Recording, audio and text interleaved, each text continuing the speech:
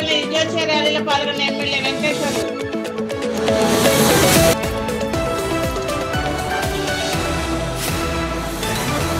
తెలంగాణ రాష్ట్ర kabaddi association general body సమావేశం ఖమ్మం జిల్లా పరిషత్ మీటింగ్ హాల్లో ఘనంగా జరిగింది.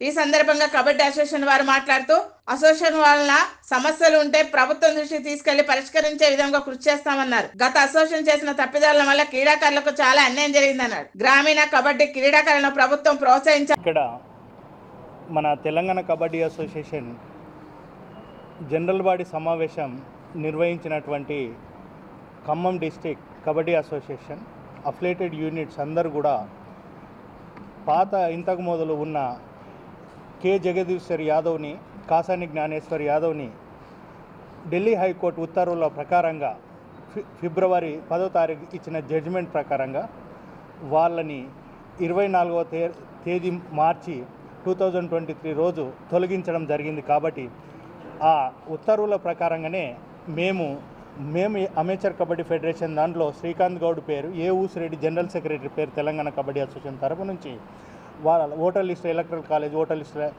ఎన్నిక చేయడం జరిగింది, ఎంటర్ చేయడం జరిగింది. కాబట్టి కోర్టు కూడా వాళ్ళ ఆ యొక్క ఓటర్ లిస్ట్ని కన్ఫర్మ్ చేయడం జరిగింది. కాబట్టి ఈరోజు రికగ్నేషన్ గురించి తెలంగాణ కబడ్డీ అసోసియేషన్ శ్రీకాంత్ గౌడ్కు ప్రెసిడెంట్ గారు, ప్రెసిడెంట్ ఎలక్టెడ్, జనరల్ సెక్రటరీ ఊసిరెడ్డి గారు, కంచె బాబాయ్ గారు ట్రెజరర్ పేరు మీద, ముగ్గురి పేరు మీద కూడా రికగ్నేషన్ ఉత్తర్వులు గవర్నమెంట్ ఇవ్వాల్సి ఉంది. కాబట్టి సీఎం గారే స్పోర్ట్స్ మినిస్టర్గా ఉన్నారు. Sports authority, Telangana sports authority managing director గారికి లెటర్ పెట్టడం జరిగింది.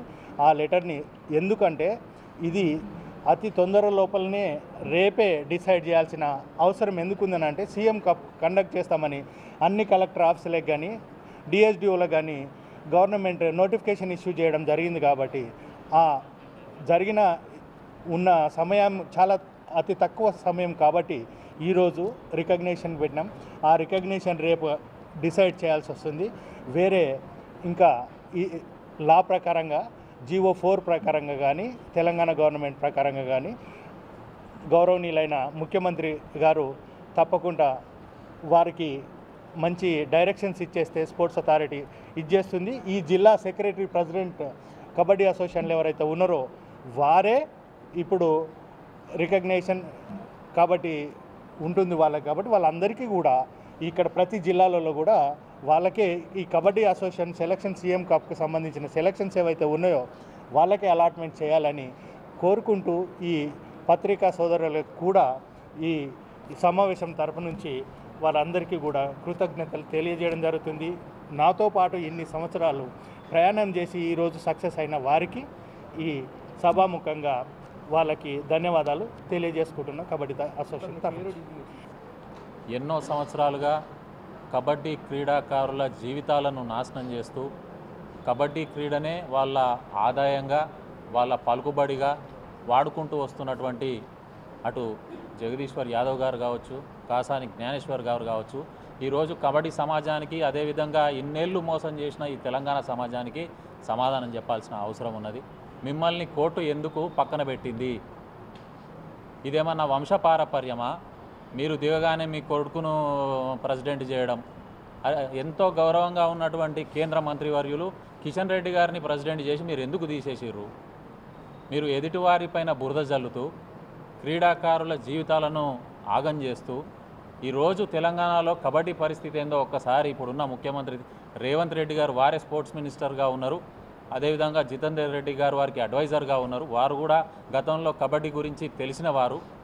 వారు ఈరోజు తెలంగాణ కబడ్డీ సమాజానికి సమాధానం చెప్పాల్సిన అవసరం ఉన్నది. మీరు తప్పు చేయకపోతే పక్కకెందుకు తప్పుకున్నారు? రాత్రి కిషన్ రెడ్డి గారిని ప్రెసిడెంట్ ఎందుకు చేసిర్రు? వారిని అగౌరవపరుస్తూ వెంబడే వీరేష్ గారిని ఎందుకు ప్రెసిడెంట్ చేసిరు? ఇన్ని ఆటలు ఎందుకు ఆడుతున్నారు అసలు మీరు? కబడ్డీ సమాజం క్షమించదు. ఈ పిల్లల భవిష్యత్తును అంధకారం చేస్తున్న మిమ్మల్ని కూడా ఈ తెలంగాణ సమాజం క్షమించదని చెప్పి హెచ్చరిస్తూ, ఇకనైనా అటు సుప్రీంకోర్టు జడ్జిమెంట్లను గాను ఇటు హైకోర్టు జడ్జిమెంట్లను కానీ గౌరవిస్తూ న్యాయంగా ఉన్నటువంటి మా అసోసియేషన్ను ముఖ్యమంత్రి గారు గుర్తిస్తూ ఇక ముందు జరిగే వాటిల్లో ఫేక్ అసోసియేషన్ను ఎంకరేజ్ చేయొద్దని చెప్పి హెచ్చరిస్తా ఉన్నాం ఈ జనరల్ బాడీ మీటింగ్ ద్వారా. నమస్కారం. ప్రజాపాలన విజయోత్సవాల్లో భాగంగా కొత్తగూడెం పురపాలక సంఘం ఆధ్వర్యంలో 2K రన్ నిర్వహించారు. అడిషనల్ కలెక్టర్ విద్యాచందన్ ప్రారంభించారు.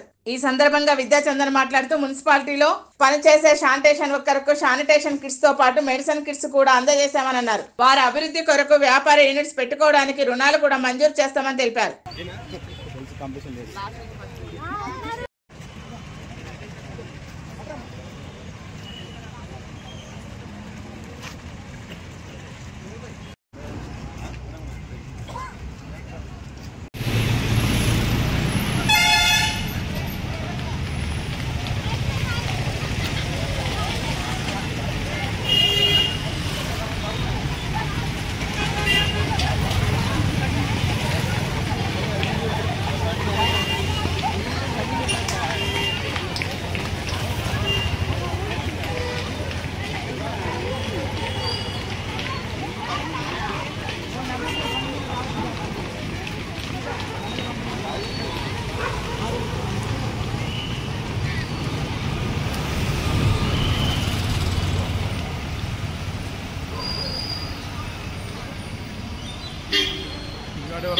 బస్ స్టాండ్ దాకా వెళ్ళిపోయింది కదా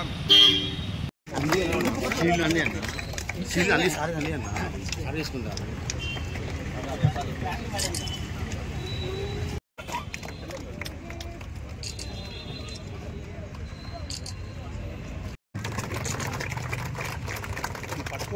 మరుగురు మున్సిపాలిటీ వారి ఆధ్వర్యంలో నిర్వహించిన ప్రజాపాలన విజయోత్సవాలని పినపాక ఎమ్మెల్యే పాయ వెంకటేశ్వర్లు ప్రారంభించారు. మహిళా సంఘాల నాయకుల కోలాటలతో ఎమ్మెల్యే పాయంకి ఘన స్వాగతం పలికారు. తెలంగాణ చౌరస్తా నుండి అంబేద్కర్ సెంటర్ వరకు ర్యాలీ జరిగింది.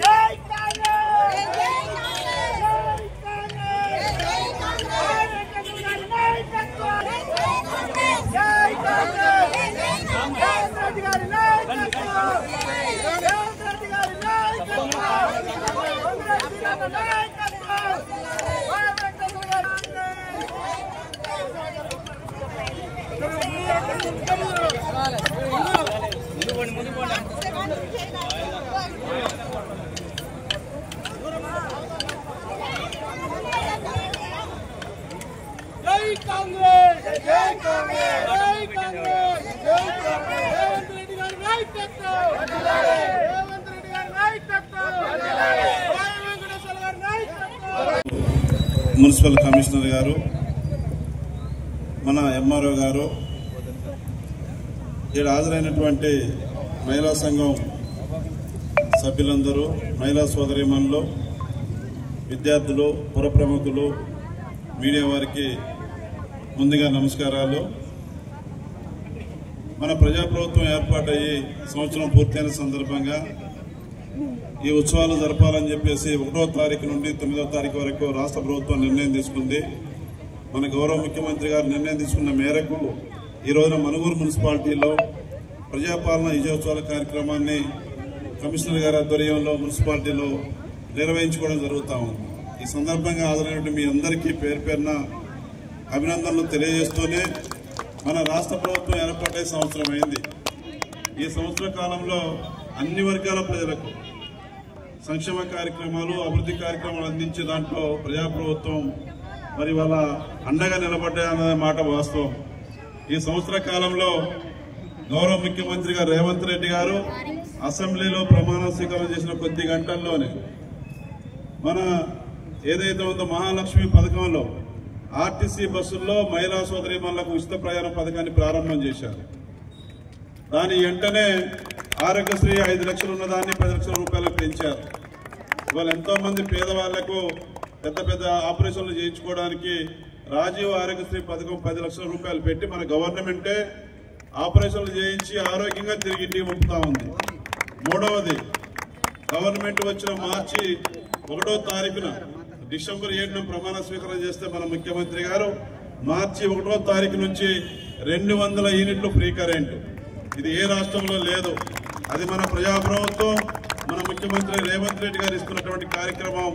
మరి 200 యూనిట్లు మనం కాల్చుకున్నా కరెంటు బిల్లు లేదు. జీరో బిల్లు పథకం కూడా ఇవాళ ప్రజలకు అందుతా ఉంది. 4వ పథకం 500కే గ్యాస్ బండ. 500కే గ్యాస్ బండ. మన ఆడబిడ్డలు అక్క చెల్లెళ్ళు గ్యాస్ అయిపోగానే గ్యాస్ తీసుకుంటారు. వారి అకౌంట్ లో 500 రూపాయలు మన రాష్ట్ర ప్రభుత్వం జమ చేస్తా ఉంది. అదే కాకుండా మార్చి 2024 మార్చి 11వ తారీఖున మన ముఖ్యమంత్రి రేవంత్ రెడ్డి గారు మరి భద్రాచలం శ్రీరామచంద్రుడి సాక్షిగా ఇందిరమ్మ ఇళ్ల పథకాన్ని ప్రారంభం చేసినారు. అదే రోజున మణిపూర్లో భారీ బహిరంగ సభ ఏర్పాటు చేసినాం. మీరందరూ కూడా పాల్గొని ఆనాటి బహిరంగ సభని సక్సెస్ చేసినారు. ముఖ్యమంత్రి అయిన తర్వాత మొట్టమొదటి బహిరంగ సభ మన మణిపూర్లోనే ఏర్పాటు చేశాం. అది మీ అందరికీ తెలుసు.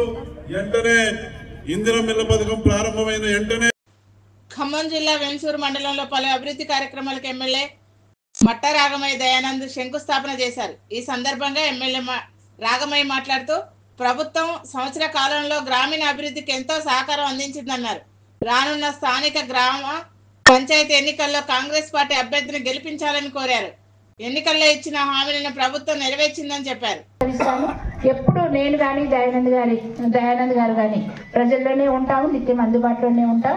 అయితే ప్రజల్లో ఉంటా, లేకపోతే అసెంబ్లీలో ఉంటా. ఇంతే. ఈ 5 సంవత్సరాలు అంటే 1 సంవత్సరం అయిపోయింది.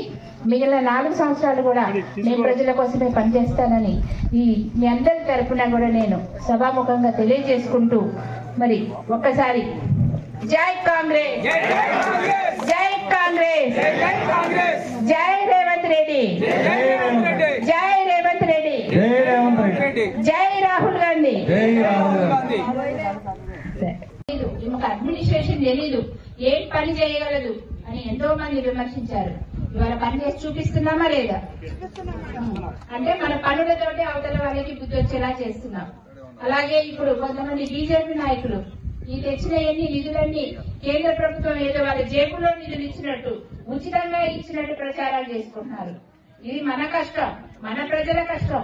మనం కష్టపడి మనం ట్యాక్సులు కడితే కేంద్ర ప్రభుత్వం మనకు రాష్ట్రానికి న్యాయంగా ఇవ్వాల్సిన వాటా కన్నా తక్కువ ఇచ్చారు. అయినా సరే పక్కనున్న ఆంధ్రాకి ఎక్కువ ఇచ్చారు, మనకు తక్కువ ఇచ్చారు. అయినా ఆ నిధుల్లో నుంచి మన నియోజకవర్గానికి కావాల్సిన నిధులు మన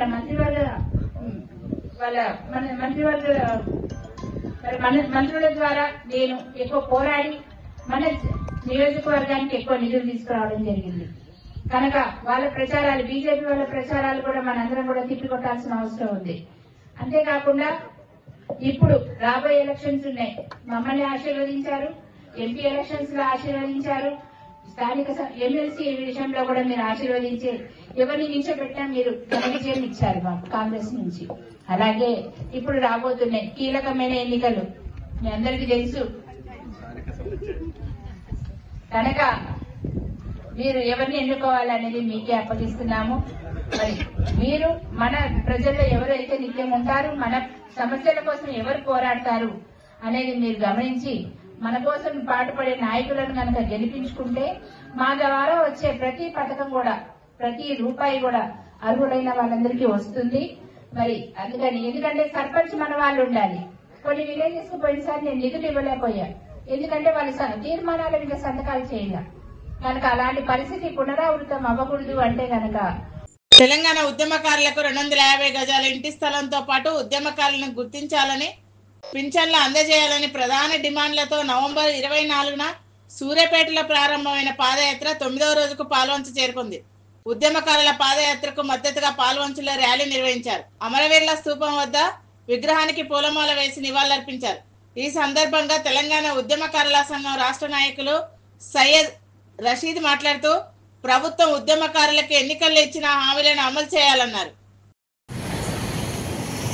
ఉద్యమకారులు సూర్యాపేట నుంచి పోయిన నెల 24వ తారీఖు నుంచి భద్రాచలం వరకు పాదయాత్రగా బయలుదేరి వచ్చిన నా సహచర ఉద్యమకారులు సూర్యాపేట నుంచి అంజిరెడ్డి నాయకత్వంలో పాదయాత్రగా వచ్చి ప్రతి ఎమ్మెల్యే, ప్రతి నియోజకవర్గంలో ఎమ్మెల్యేలను కలిసి మా వినతి పత్రం ఇస్తూ, అయ్యా కాంగ్రెస్ పార్టీ పెట్టిన 250 గజాల స్థలం మేనిఫెస్టోలో పెట్టిన స్థలాన్ని ఇచ్చి మాకు ఇంటి నిర్మాణం చేసి మాకు ఇవ్వాలని కోరుతూ పాదయాత్ర ద్వారా ప్రభుత్వాన్ని తెలియజేయడానికి అంజిరెడ్డి నాయకత్వంలో మా ఉద్యమకారులందరూ భద్రాచలం వరకు పాదయాత్రకు వచ్చారు. వారికి మేము స్వాగతం పలుకుతూ ధన్యవాదాలు తెలియజేస్తున్నాం. ఎక్కడో ఒక్కడి నుంచి స్టార్ట్ కావాలి కాబట్టి అది స్టార్ట్ సూర్యాపేట నుంచి వచ్చింది, భద్రాచలం వరకు వెళ్తున్నాం. కాబట్టి తెలంగాణ తెలంగాణ కాంగ్రెస్ ప్రభుత్వం ఏదైతే మాట ఇచ్చిందో తెలంగాణ కాంగ్రెస్ ప్రభుత్వం ఇచ్చిన మాటని కట్టుబడి ఉండి వాళ్ళ చిత్తశుద్ధిని చాటుకోవాలని రేవంత్ అన్నని విజ్ఞప్తి చేస్తూ ఈ పాదయాత్ర నడుస్తుంది. తెలంగాణలో కాంగ్రెస్ పార్టీ తెలంగాణ ఇచ్చిన కాంగ్రెస్ పార్టీ తెలంగాణ ఉద్యమకారులకు కూడా ఇల్లు ఇచ్చి గూడునిచ్చి నీడనియాలని విజ్ఞప్తి చేస్తున్నాం. ఆ చరిత్ర కాంగ్రెస్ పార్టీకే మిగిలాలనే ఒక ఆలోచనతోటి మేము కూడా కోరుతున్నాం. వాళ్ళు కూడా చరిత్రలో ఉండాలనే ఒక ఆలోచనతోటి మేము పాదయాత్ర ద్వారా ప్రభుత్వాన్ని తెలియజేస్తున్నాం. భద్రాద్రి కొత్తగూడెం జిల్లాలోని దేవాదాయ శాఖ ఇతర నామినేటెడ్ పదవులను గిరిజన లంబాడి సామాజిక వర్గం వారికి అవకాశం కల్పించాలని సేవాలాల్ సేనా అధ్యక్షులు గుగులోత్ బద్రు నాయక్ ప్రభుత్వాన్ని డిమాండ్ చేశారు. కొత్తగూడెం వ్యవసాయ మార్కెట్ కమిటీ చైర్మన్ పదవిని పాల్వంచ గిరిజన లంబాడ సామాజిక వర్గానికి చెందిన వ్యక్తికి అవకాశం కల్పించాలన్నారు. ప్రభుత్వం తమ సామాజిక వర్గం వారికి గుర్తింపు ఇవ్వాలన్నారు. Kothagudem market committee chairman Palvancha మండల వాసులకు లంబాడి సామాజిక వర్గానికి ఇవ్వాలి. గతంలో కొత్తగూడెం ఉమ్మడి మండలంలో అవకాశం కల్పించారు కావున ఈసారి పాలవంచ మండల లంబాడి నాయకులకు కాంగ్రెస్ పార్టీ నామినేట్ పదవుల్లో అవకాశం కల్పించాలని సేవాలాల్ సేన తరఫున డిమాండ్ చేస్తున్నాము. అలాగే ఉమ్మడి భద్రాద్రి కొత్తగూడెం జిల్లాలో గిరిజనులకు లంబాడి సామాజిక వర్గాలకు ప్రాతినిధ్యం లేదు కావున నామినేటెడ్ పదవుల్లో అవకాశం కల్పించాలని సేవాలాల్ సేన తరఫున డిమాండ్ చేస్తున్నాం. జై సేవాలాల్, జై సేవాలాల్, జై Sevalal. Master Key TV, please like, share and subscribe Master Key TV.